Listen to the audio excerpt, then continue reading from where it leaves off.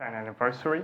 And with these debates, what we really want is to mainly focus on what is the networks that Macau is creating with other countries and regions, and try to understand how can that help us develop, and how can that help us develop also the Portuguese-speaking countries in general. The internationalization of a city is done in many different fields by many different entities and people. And so what we did is approach all these different areas of activity. And on Monday, we talked about legal networks. On Tuesday, we talked about banking networks. On Wednesday, we talked about academic networks. And today, we're going to talk about diplomatic networks. Diplomacy plays an important role on all aspects of the relationships between countries and regions. And it allows us to maintain certain status quos, but it also plays a pivotal role in developing mutual and beneficial relationships between countries and regions. And so, for that matter, I'm joined here today with Consul General of Portugal and Macau in Hong Kong, Alexandre Leitão. It is an honor. And Danilo Henriques, which is the Deputy Secretary General appointed by the Portuguese-speaking countries of the Macau Forum, okay, which is a forum for economic and trade cooperation between China and the Portuguese-speaking countries. I would like to start maybe with you, Alexandre Leitão, adapting to the position that you hold currently. What do you think is the role of diplomacy in areas like political, economical, academic, and cultural networks?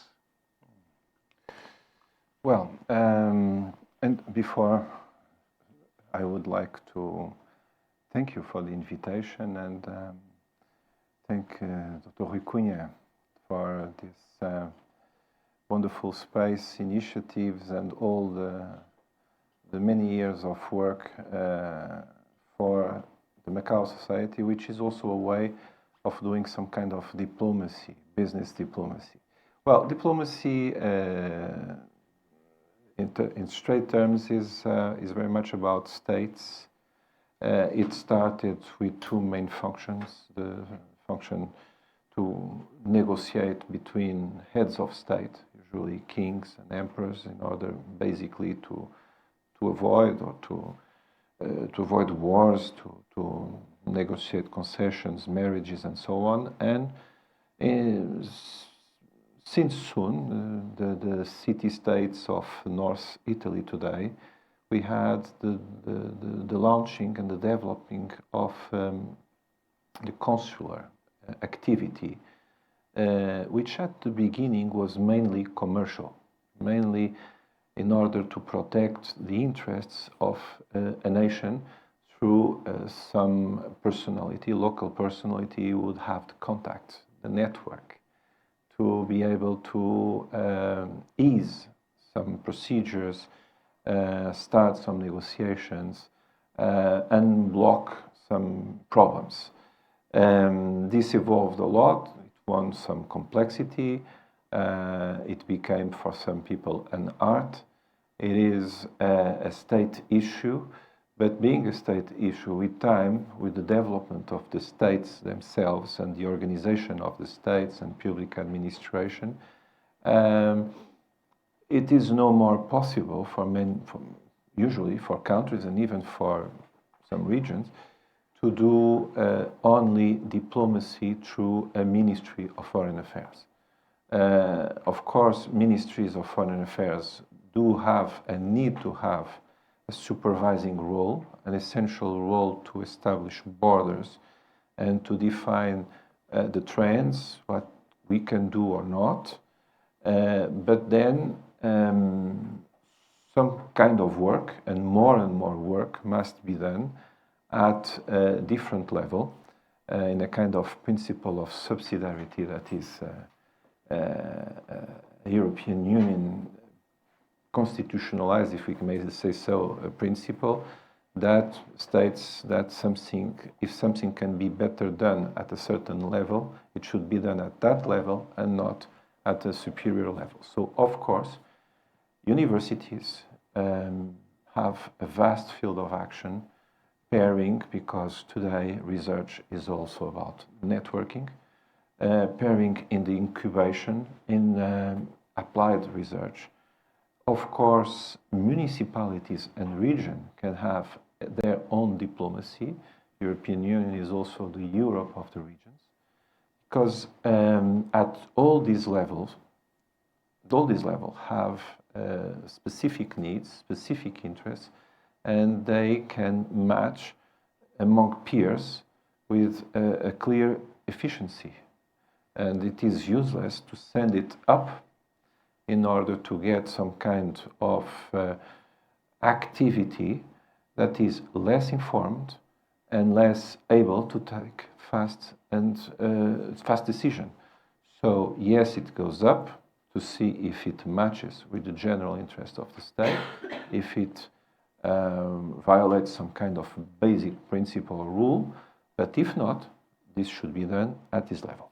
And here is where Macau enters. Macau is a special administrative region, and by definition, by the one country, two system principle, Macau has a vast field of action that is considered by the basic law. Of course, the basic law reports to the Constitution, and the Constitution sets boundaries in terms of sovereignty. And the foreign affairs of the Chinese state is not to be dealt and done here. It is to be done by Beijing and by the diplomatic network of China. But still, both SARs have a specific competence, and they do even have a formal, typical state role in issues like the WTO and other multilateral fora. So, of course, there is a lot to do here in Macau if Macau wants to really take profit. And if Macau wants really to take profit of this kind of capacity and empowerment that has been given, well, it will have a lot of work to do. And what do you think are the diplomatic networks that are being currently done here in Macau with Portugal, for example? Well, we have a vast field of improvement. First, we need to match our procedures. I mean, for Portugal, it is perfectly clear, as it is for China's diplomatic network, that a lot of issues do pass by embassies, and by embassies and consulates are essential to channel by the adequate way some kind of issues to their own ministries, departments. I don't know if this is working now. Ministries or departments at home. We see a lot of activity here in Macau, a lot of proactiveness, which requires a real capacity of coordination.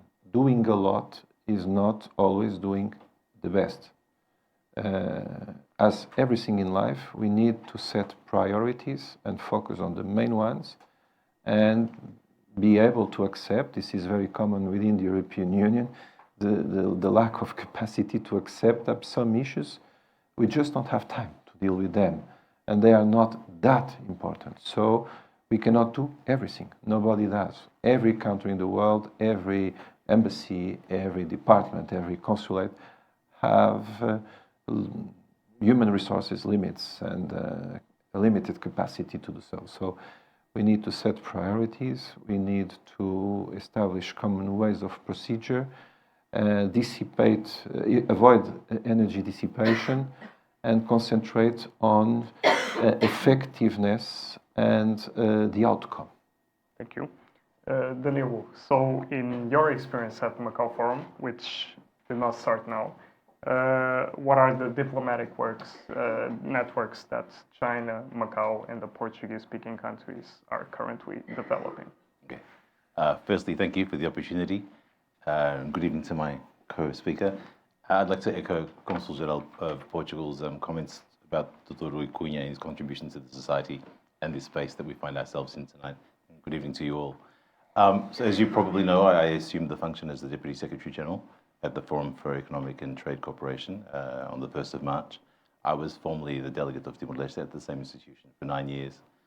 I think since the establishment of the forum in 2003, which was a coup d'etat or coup de grace, I think, of the Chinese government and the Ministry of Commerce of China, which was a very innovative, ambitious, and unique initiative in terms of using language as a binding agent to unify countries rather than geographically for the purposes of promoting commercial and economic cooperation. The forum's developed along those last two decades, 20 years. So in terms of the forum itself, we still continue our work. Just recently, last month in April, the 6th Ministerial Conference was realized. We saw the Chinese state actor and also the Lusophone countries come together and the representatives from the government to affirm that that same desire for re-energizing, for a new dynamic of the different measures. 20 were introduced in 6 different areas. So the work of the forum continues with these delegates of the, as you all know, of the Forum of Macau, the Lusophone countries in the forum. And some of those activities that are being undertaken, for example, next week we will visit a province in China, Jiangsu, with some of the Lusophone ambassadors based in Beijing. We had this morning a summit of about digital economies that the ambassador of Cabo Verde was invited to from the province of Shandong. So that kind of economic diplomacy is on a continual basis for us.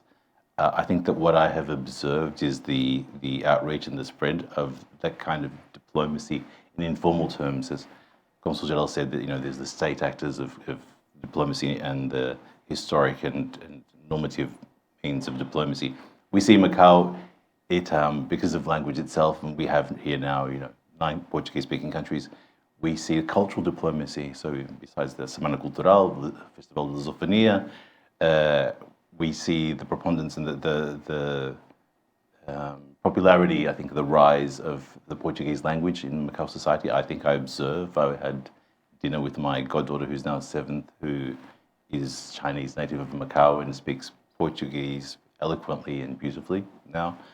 So there's that kind of diplomacy amongst all of those countries and a strengthening, I think, of an understanding of the cultural links between the CPLP countries themselves and also the old historical links that those countries have in some way with Macau, and a greater understanding of the difference in the cultural of the East and the West. I think we find here that's quite very unique. And then another aspect of that is the educational institutions. For example, some universities have now, Consul General said that there's the signing of agreements and memorandums of understanding, for example. So between a lot of the institutions here now, you will find them with universities such as Coimbra, also Timor-Leste Universidade Nacional, Timor-Dorsai also has agreements with the universities here. They have summer programs, exchanges. Whilst I've been here, I've seen the establishment of the first institute of research on Portuguese-speaking countries, which I was a member of, and a think tank. We realized symposiums, international. I think you had Professor Priscilla here yesterday evening. She was part of one of those symposia. We've had them on all the Lusophone countries, hopefully expanding to different areas of engagement, more than just economy and commerce. But I think in that way, Macau has managed to find itself as a platform on different levels of diplomacy beyond its small geographical, shall we say, limitations here. The Macau government extensively expresses its commitment to the Sino-Lusophone platform. From your conversations with public departments or the Macau government in general, do you feel like there is room for the strengthening of the Portuguese communities here, as well as businesses and other type of exchanges? Yeah, okay, so I think the commitment's always there, the desire is definitely there, because obviously, as our Consul General said, it's one country, two systems. So we know the desire and the intentions. I think that there's always new dynamics, new dynamism, new initiatives occurring constantly. We now have the zone of deeper cooperation in Hengqin. We have the Greater Bay Area, and we were there in last Sunday at an event in Hengqin. So all of these new initiatives bring with them new uncertainties, new regulations, new ways of having to deal with the administration. And sometimes the challenge perhaps is how to systemize it in a way that assists people, companies. But I think that's what the advantage of Macau is, because language is the common link here. And so you find here, bilingual services, professional services, institutions like UPIM who are able to guide you or assist you in some way towards your end, or towards your motive. Thank you. Do you feel the same way? Do you feel that through the conversations that you have with the Macau government and also with private entities, do you feel that the course that we are following allows us to have the strengthening of the Portuguese community, of businesses and other exchanges? It should. It should. I must say that there is obviously a very clear narrative about the platform, about Macau being a platform that links China and Lusophone countries. We have been insisting, we have been appreciating the work that Forum is doing and the general narrative, but we usually insist that this has to materialize into tangible results, outcomes. And this, to keep it very simple, is about doing business. More business, faster business, with more perspectives of expansion and projecting Macau, why not, as a center in some areas of specific businesses, as a cluster within the region. And when I say region, it's not the SAR, it's the geographic region, which means Asia Pacific. Why can't Macau ambition, Macau as it is today, ambition to be a blue economy hub, an IT hub in certain areas, aiming at getting markets, well, why not, Indonesia, Japan, whatever. It's about ambition, about assessment of the existing means and the capacities. And Macau has something that is remarkable and very unique. And that was something that hit me when I arrived here. That is due to the contract with the integrated resorts, to the extension of the concession. These companies are meant to invest. It was 13.5 billion, now it's 16.2, I think, US dollars until 2030 in economic diversification. So, since companies are basically obliged to put the money onto the table without thinking a lot about break-even, return, assessing the opportunity, the cost opportunity, and so on, this is an immense cake. This is a giant availability of money that can be applied in many areas. This choice is a choice of the SAR authorities, of course. This is the principle of the basic law, and this is up to them to decide what to do with that. My point here is that if we really want to empower the notion of platform, then we need to work on creating more businesses, more partnerships, raising our mutual exports, our mutual investment, open the market to more job seekers, very qualified, more or less qualified, whoever is needed in reality. Not sometimes it's not about wishful thinking, it's about what it is. And what it is requires a very attractive system to qualified people that an ambitious diversification project requires. And in that, I come back to what I was saying, that of course, when I arrived here, I saw all this amount of financial availability as a fantastic opportunity to do risk capital, seed capital, investment, taking risks. It is very frequent. There are all over the world many people, young people, older people, very skilled people having a lot of ideas. What is their usual problem? Money. The stock exchanges, the big investment funds, many times have the opposite problem. They have money. Right now they need to green their portfolios, to invest in ESG, in blue economy, green economy, sustainability, and they are looking all over the world for projects. And suddenly, but sometimes the match is not as easy as that. And suddenly you arrive here and you see a very technological country like China.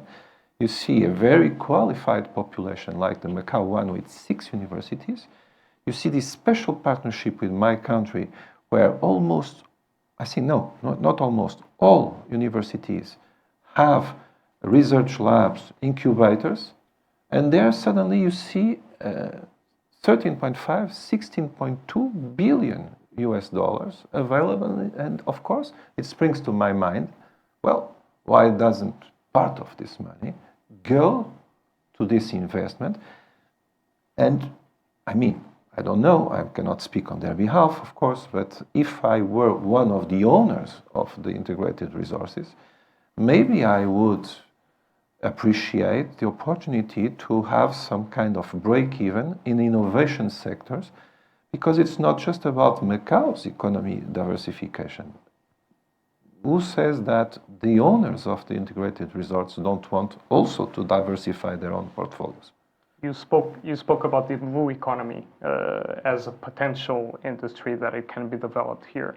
Do you think that Portugal has the potential to help in that industry? And also, because you spoke about the cake, right? Should the Portuguese companies share the cake or complement the cake? I don't think I'm sure. I worked during 3 years prior to come here as the Portuguese Special Envoy for Climate and the CEO of the organization of the United Nations Ocean Conference. And doing that, I came to meet, I would say, allow me to use the word, a big part of the blue economy tribe in the world. There is blue economy that exists since long. As a boat sailing in the sea is blue economy, and there is a sustainable blue economy. The sustainable blue economy was worth 1.6 trillion in 2020. It will worth 3 trillion US dollars in 2030. And being Portugal right now the 11th biggest country in terms of maritime area, it would be a sin not to take profit of this potential wellness to get a lot of wealth to Portugal itself. So we worked and we became one front runner into European Union. I would dare to say that the main front runner today is the US, because they are working on this since 20 years. But in Europe, Portugal is clearly among the top 3 front runners on blue economy. So, as I said, almost all universities have their blue economy incubator. We have a lot of experience, a lot of talented young people, very skilled, with very ambitious projects, from aquaculture to green or blue energy. So many years, I won't bore you with that, but the point is that these companies need to grow to get a global dimension. And so to any company that wants to grow in a global dimension, Asia is obvious destination. It's an obvious market. And right now, China is still starting there to pay some attention to blue economy, but it is not as a priority as clear as it is in Portugal nowadays. So we believe that in that field, there is a vast field for partnership. Then in many universities of Macau, there are people who are linked to Portuguese colleagues and researchers. So the bridge is established. Forum Oceano, which is the entity in Portugal that reunites companies, incubators and associations, business associations, has been here already twice in a year, here and in Hong Kong. And This year or last year? last year and this year. Okay.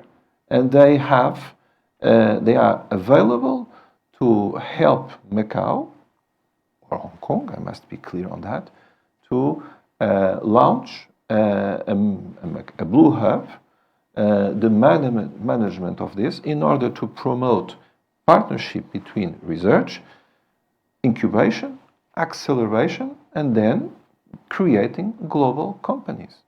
And this is feasible, and Macau has all that it got, and this is the perfect twin, Europe and Asia, availability of money and strong knowledge of the blue economy ecosystem. So it is there to be picked. Thank you. Danilo, so assessing all this information, do you feel like what are the opportunities that you see for Portuguese-speaking countries in Macau and then later in Greater Bay Area or mainland China? And do you feel like there's this problem that maybe the research, the links of research are here already, but then everything else is still a little bit limited? Right. Thank you. Well, actually, I was listening intently on what the Portuguese Consul General said, and I wanted to pick up on his points because I think he makes some extremely valid points. One of those is there's enormous potential in Macau. We all know that in terms of financing, in terms of the companies and the cake. Also, I think one of the greatest potentials that hasn't been realized yet, especially within the forum, is a sense of how we can make this work on a multilateral form. I'll give you a very concrete example. One of the most successful examples of cooperation was between Portugal, China, Macau, and Timor-Leste, East Timor. We realized an aquaculture project. So we brought technology from Portugal, got the financing from Macau and from China, and we realized with great success, the program was developed to help those particular communities there. And it's very few and far between when we've realized that. The Consul General made a great point that there's incubators, there's centers of research here, there's a lot of academic activity that occurs.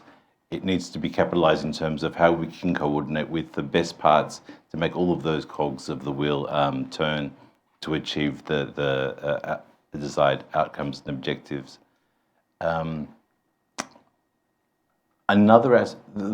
forum itself is a complicated thing. It's a multilateral, like the United Nations. It has many countries involved, many moving parts. It's a forum of 10 countries, and then we have the permanent. Sometimes there's a lot of confusion and a lack of distinction made.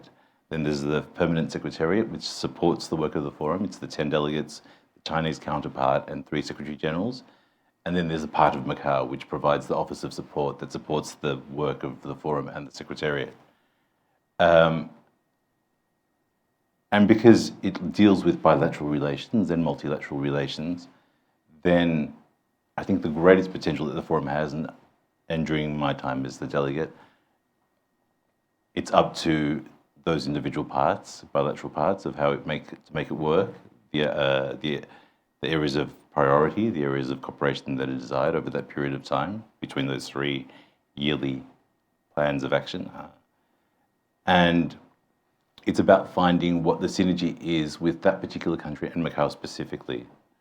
I mean, there's tangible, results that we see in this market here, Portuguese products, wines, food products, and whatnot.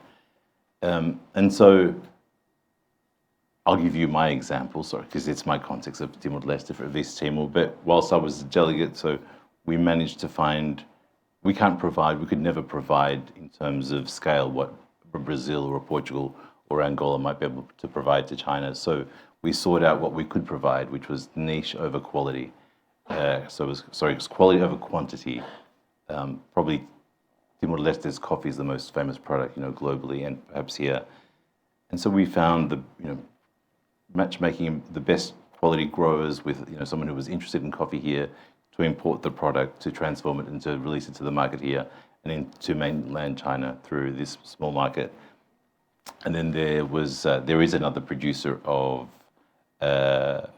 therapeutic and aromatic oils in Timor-Leste, and because they have the highest active ingredient content scientifically proven in laboratories around the world, in France and the USA, and organically certified. So it was a niche market here because the Chinese market is increasingly about quality, about something that's distinct from the common market or the mainstream market. And so it's about being strategic in finding partners to cooperate to achieve specific aims. Because the forum is what it is, and it's never going to achieve all of the objectives that are set out. There are 20 different areas of engagement. There are 6 areas of engagement, 20 measures in each action plan.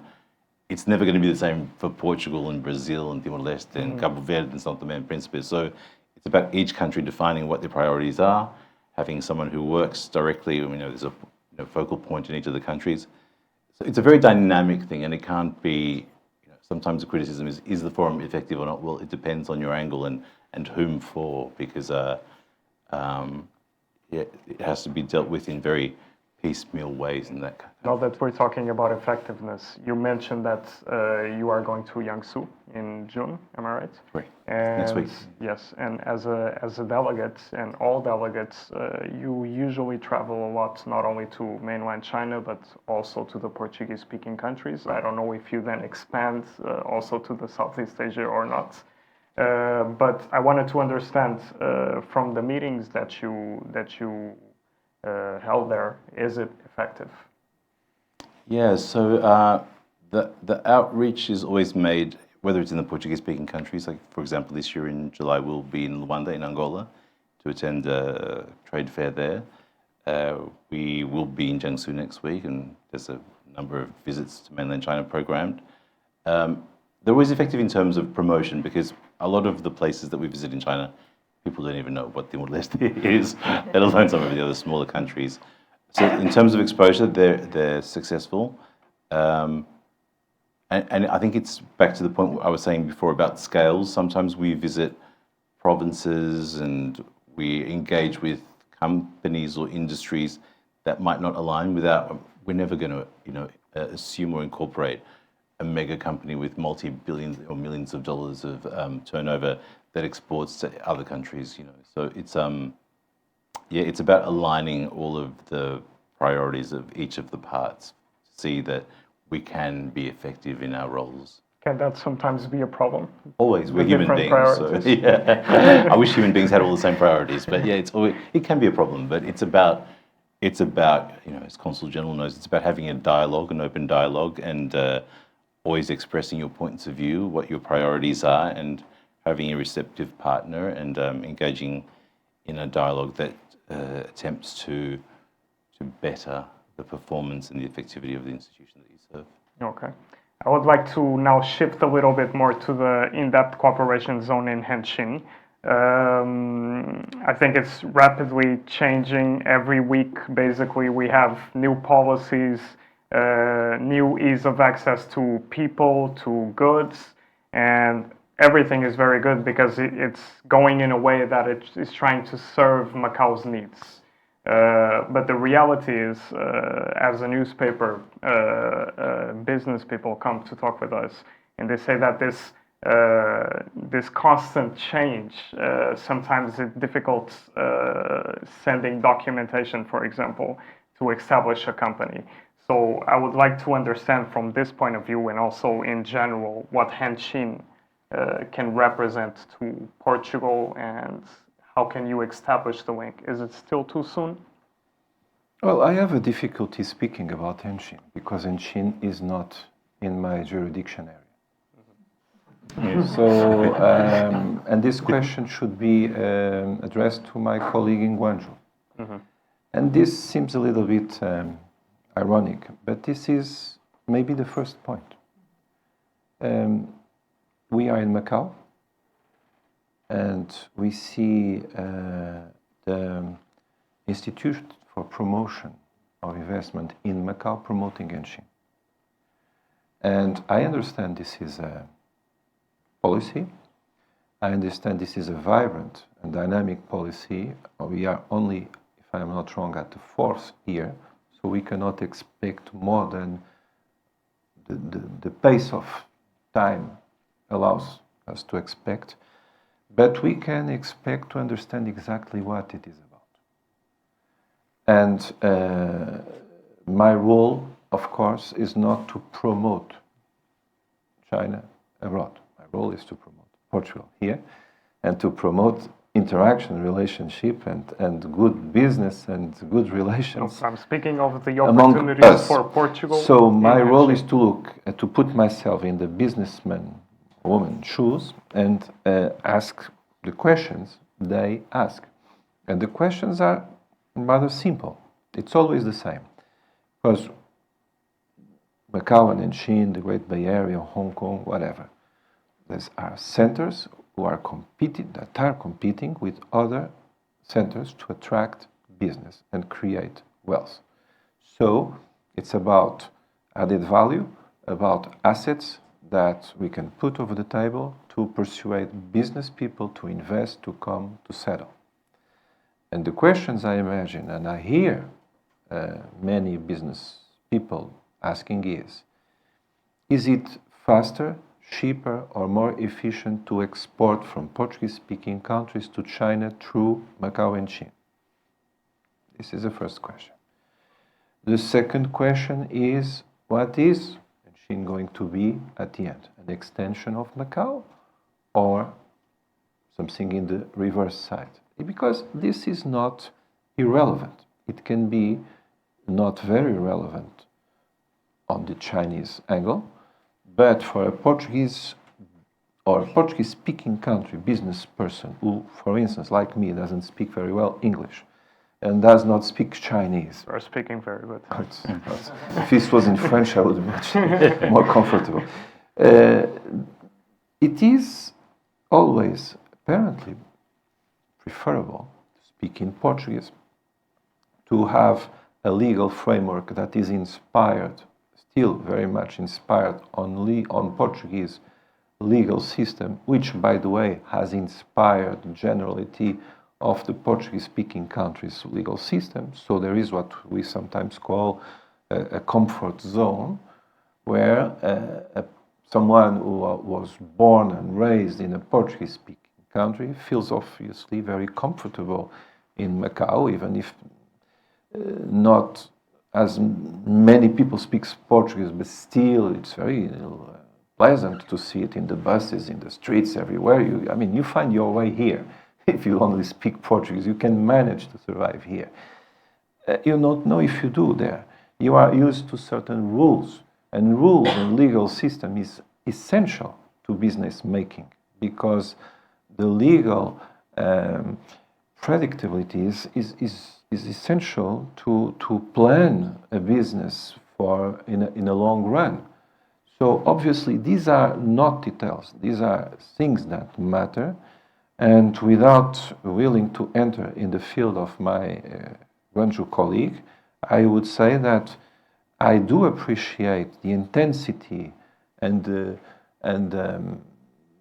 proactiveness of the project, but I do expect that soon we will be able to get a clearer picture about finally what is in this for Portuguese business people and Portuguese-speaking countries' business people. I think this is the common concern of all of us. Simple questions. Is it for you a common concern still? Or you feel like the picture is a little bit more clear than that?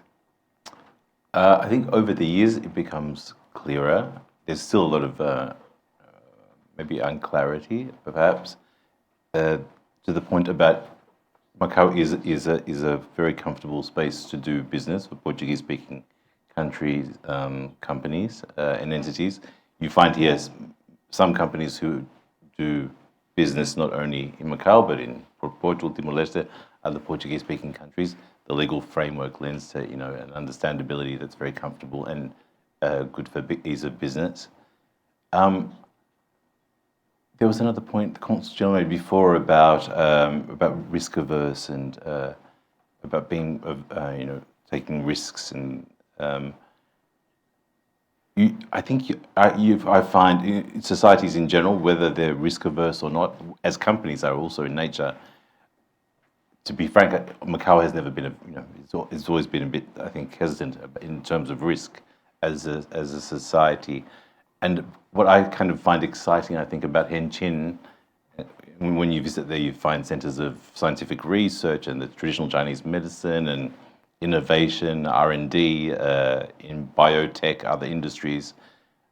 I think it's complementary to Macau in that way that it brings, and I know it's attracting some young talents. Some people that I talk to have kind of left this enclave and headed over to to Hengqin and set up base there because they find it's a bit like Silicon Valley, when people have ideas and they want to be engaged in a space where it's a bit more dynamic, a bit more innovative. And I mean, here you have the financial centers, you have banks here and the government structure, but from the communication that maybe you have with companies that contact Macau Forum, do you feel like they have still some difficulties understanding what they can do? The Portuguese-speaking countries, yes. Yeah, absolutely, yeah, but I think that's growing pains. It was a bit like Timor-Leste when we became independent in 2002. Formally, we restored independence. Like, what can we do there? I think it's growing pains, and it will over time become clearer. These things take time to settle and figure out exactly what is Hengqin going to be. As Consul General said, where are the borders? Are they permeable? How permeable are they? Can we come in? Can we not? Can we bring talents here? All of those questions, it will take time to resolve. But it has been a lot of dynamism and innovation. And we were at the event on Sunday. They're trying very hard to attract attention. This is a very competitive global market for attracting investment, and especially a new region, a new zone that no one's really sure what it is or what it's meant to develop into.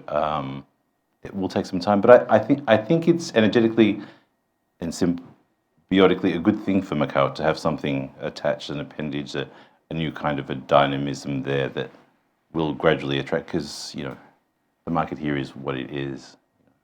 So I can only see it in positive terms. I would like to now understand what is the communication with Macau Forum, consulates, embassies. What are the channels of communication, and do you have examples here in Macau where it actually worked to help, let's say, businesses? Sure. So we have close coordination with all the embassies in Beijing in terms of the implementation of the program of activities, and recently the triennial action plan was endorsed and signed by all the member countries, and the ambassadors and the embassies are always a part of that process leading up to its adoption in terms of figuring out what the priorities are. We invite them, and obviously the consulates general here in Macau, to activities when we have them, especially like the Cultural Week that I mentioned before, and other activities. Sorry, what was your third point? The third point? Yeah, there was just those. So I don't know if the Consul General can perhaps answer it. I don't know if I did a third point. It was basically just to try and understand, and maybe Consulate General can help us here, to understand if there is any communication with the Macau Forum. Is there any concrete example of something that you have already done in collaboration? Yes, there is of course communication, because we see each other very frequently. But there is not a formal setting for that, because as the Deputy Secretary General said, the forum in principle relates to the ambassadors in Beijing. Although now Brazil has decided to name his delegate one of the vice consuls in Hong Kong. But anyway,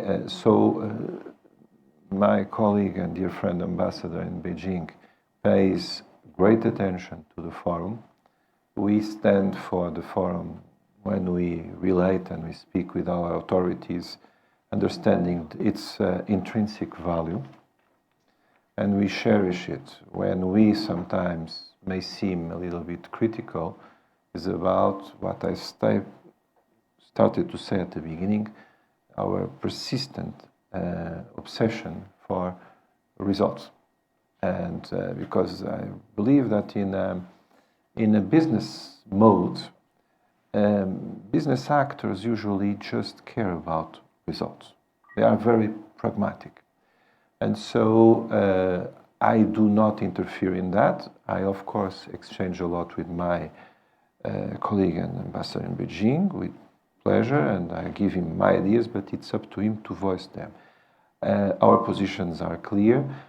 Here, I do think that although there is this formal setting in which we do not have a formal position inside the organigram of the forum, we are here, the Secretariat is here, the delegates are here, and we could work in a more frequent and organized way.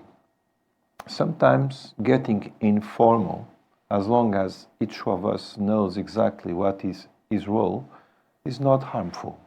And we can, if it is the will of the forum, I am available with Bernardo, the delegate of ICEP, and I'm sure that my Angolan and Mozambican colleagues here and the Brazilian in Hong Kong are saying the same. We are available to create some sort of permanent brainstorm here about assessment, about bringing new ideas on board, because finally, we actually sometimes need to work. When forum goes to Portugal or Angola or Brazil or whatever, very often they ask us opinion or to support on this, on that. And I, as you know, if someone goes from Macau to Portugal, official person, that person should inform Portuguese authorities, and this is to be done through the consulate. So at the end, we are there. So we can work more on this. We are available for that. It's up to you. We don't need formal settings on everything in life, because it also kills creativity. Okay. We recently held the ministerial conference, and you said that many people criticize Macau Forum. Oh, did I? Okay. Strike that. Sorry. Off the record. And so I wanted to understand if it offers the solutions that you were hoping for, or if there is any other thing that you wished that it was touched, but it wasn't. Thank you. I said there were many criticisms, not many people. No, but, not you criticizing people. No. Yeah, there have been some criticisms in society. I was enthused by, and it's a communal, collective act of agreeing upon the priorities. There were some that have been on the table for a while, so I was very pleased by the fact that we are visiting areas of cooperation that the former Portuguese delegate and I think we lobbied for some time, which is blue economy, which has been present in the forum for a little bit while now, as well as digital economy, which is something very pertinent to Macau. The technology exists here. It's something that can be used in smaller settings in developing countries to great effect, given our problems with financial institutions, banking institutions, and limitations there. And particularly things that deal with climate change, sustainability.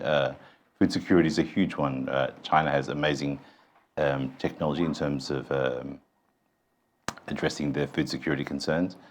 And some of the smaller island states, smaller countries of the Lusophone world, have issues dealing with, very grave issues actually, in fact, this year, dealing with food security for our populations. So these are really pressing issues that could make a difference in our communities, in our societies. And then we've seen, I think, I was away from the forum for a period of about 12 months, a year, since my last post, and now as Deputy Secretary General. But we've seen, in that period of time, we've seen an opening up, a flexible stance demonstrated by the Fund for Development between China and Portuguese-speaking countries. over the years, the One of Lusophone, which people criticize more. which the forum doesn't manage. You know, it's Yeah. it's managed by a different institution, and which the Lusophone countries, including the ambassadors in Beijing and the consuls general here, have lobbied for over the number of years for greater transparency, for greater flexibility and ease of access for small and medium enterprises, companies, which are the majority of a lot of our countries. So some of the conditions and criteria that they have now released address those concerns. That's what I was saying before about in terms of receptivity and an openness to dialogue.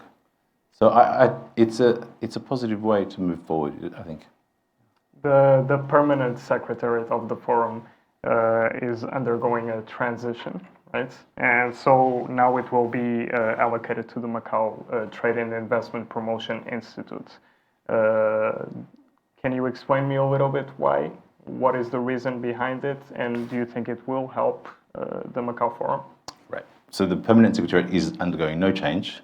It will continue as it is. The permanent secretary? Correct. So the permanent secretariat Sorry. is the English translation. Yeah, it's okay. Yeah. It's the 10 member states and the independent delegate the countries of the sovereign states and the Chinese part. And then we have the Macau that provides the Office of Support. Yes, the the support office. So the Office of Support is, I think it's the 30th of June, 1st of July will be complete, the integration or the fusion into IPIM. I understand from the information we've received from the Special Administrative Region Government that IPIM itself will undergo some restructuring as well. These are part of Macau's administrative restructuring plans that have been, I think, on the table for a period of time.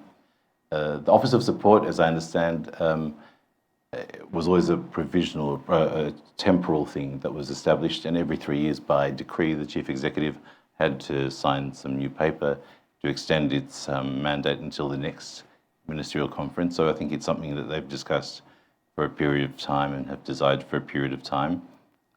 We've communicated with them through the Secretary General and the relevant secretary in the Macau government that we hope that this move is for the better. Everyone knows that IPIM has greater resources, has greater staff capabilities.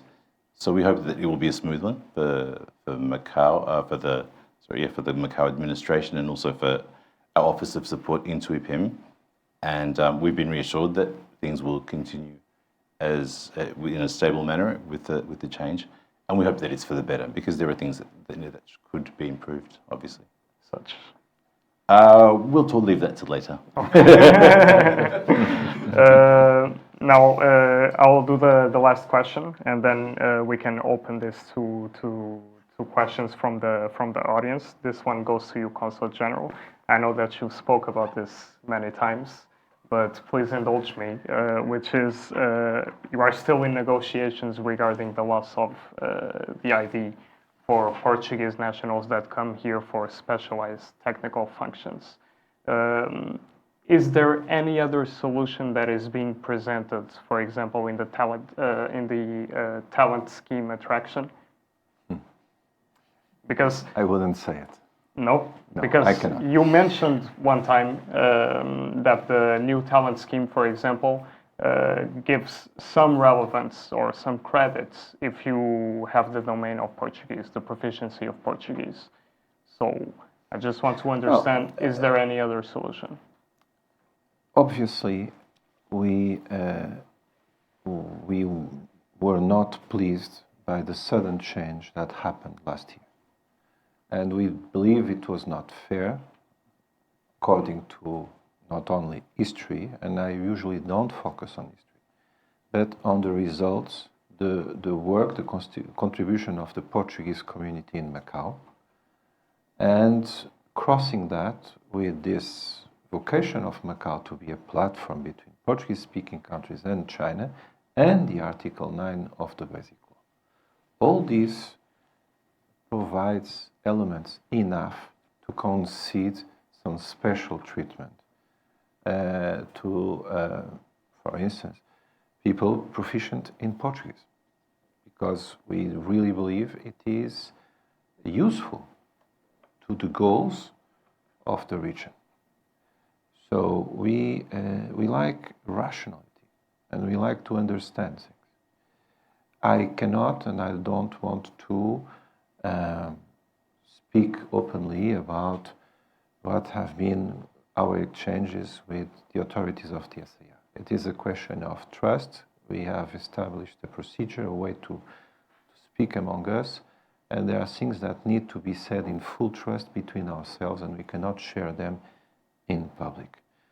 On one question you raised, and I already approached this earlier, Macau, through Enchin, through the forum, through what happens here, through all this almost frantic activity that you described, is clearly trying to find a way to empower its economy, sustain its strong, its very high development, preserve it in order to maintain here a very high quality of life that Macau has reached. And we believe that if Macau is now playing the game of global competition, not accepting to rely only on gaming, in which Macau has the exclusivity. So if you want to play the game in more open sectors of the economy, Macau must put over the table all the possible assets.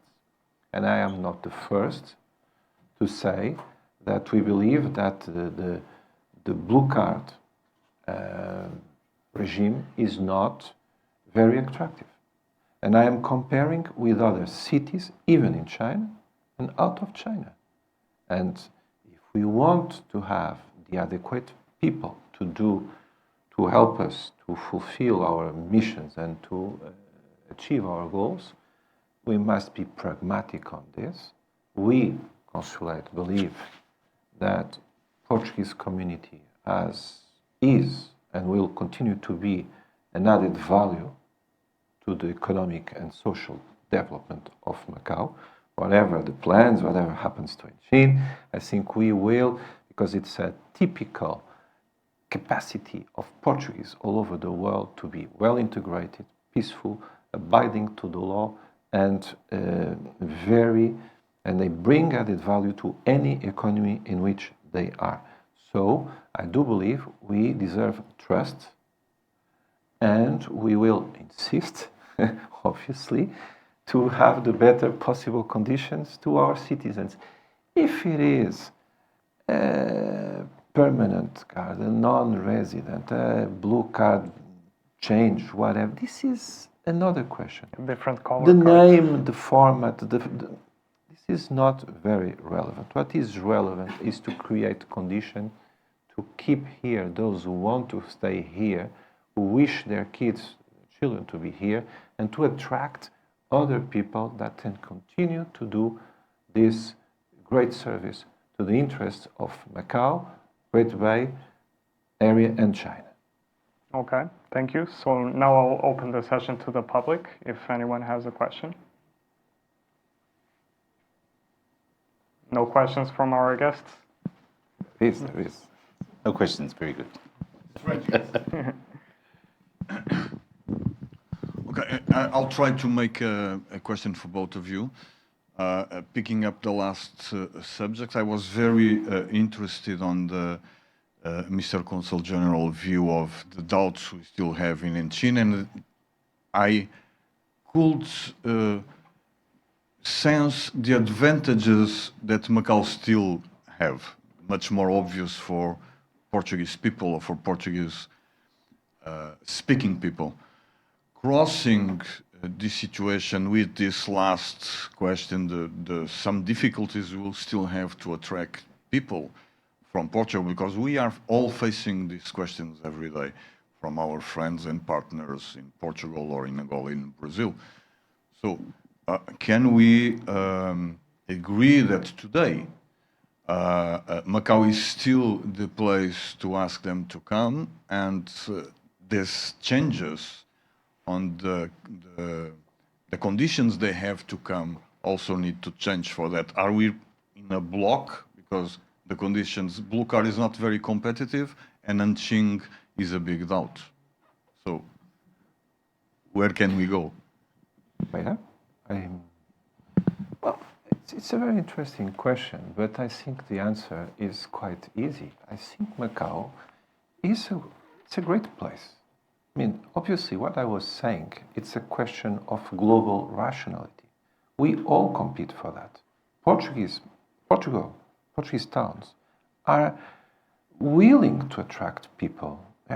We have been launching programs and changing this and that in order to bring talents, to bring high-skilled people. Everybody wants that, from Alaska to New Zealand. Everybody wants that. So the point is, we are competing. And this does not mean that we are enemies. We are just competing. And so here I am speaking in the town where I'm living, and I usually like the towns where I live, and I would usually wish them the best.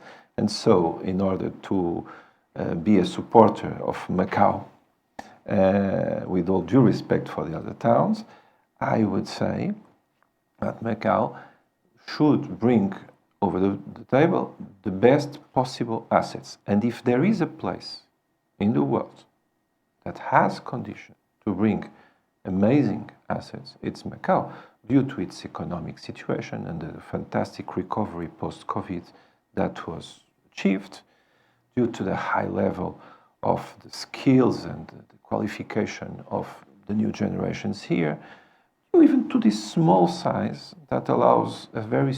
We started speaking about networks. Well, Macau is a network city even because of its size. So, and it is in the Great Bay Area, which is one of the biggest economic areas in the world. So, everything is here, and there is this capacity of bringing funding from the integrated resorts, funding from one of the biggest stock exchanges in the world that is 60 kilometers away in Hong Kong. I mean, everything is here. So it's a question of will.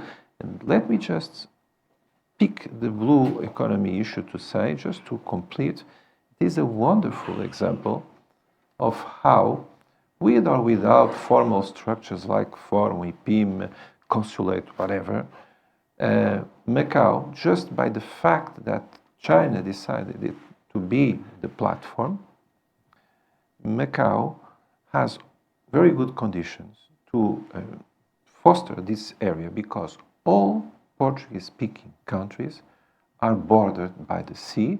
They all have maritime areas. They all have strong interest in that. The vice president of Angola was the former secretary of state of fisheries and the sea, and she dressed the strategic plan of the sea.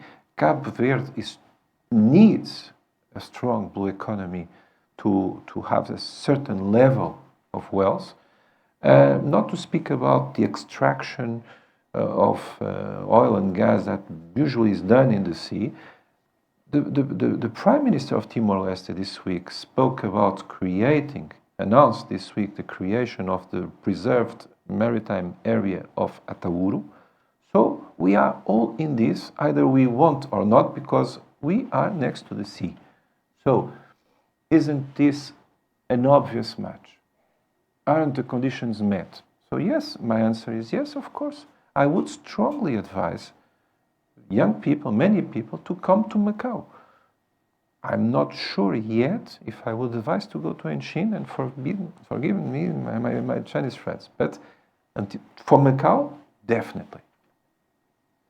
Danilo, would you like to add anything? A lot was said there already, especially about the new initiative of a national marine park in Timor-Leste. But no, the forum, you know very well that one of our key areas is to promote bilingual talents. We do that in our own secretariat, and we do that where we can. We engage with civil society in the universities. We have stagiários, interns here. We try and promote innovation, especially with young people. There's the 929 challenge that we support that brings together Chinese and Portuguese tertiary students to engage in ideas that are innovative and put them through a boot camp for 2 weeks and provide them with support so that in turn they can find venture capital or seed funds for the future. We encourage, the fostering of Portuguese and Chinese talent, and the ones in Macau that are bilingual. It's a constant focus and area of engagement for us, because they're the future, basically. Any other questions? Okay, so I think we can conclude. I would like to express my gratitude for everyone that showed up here today, but not only for the 3 other sessions that we had in this week-long run of debates. Special thanks, of course, to Fundação Rui Cunha that showed nothing but support for this initiative.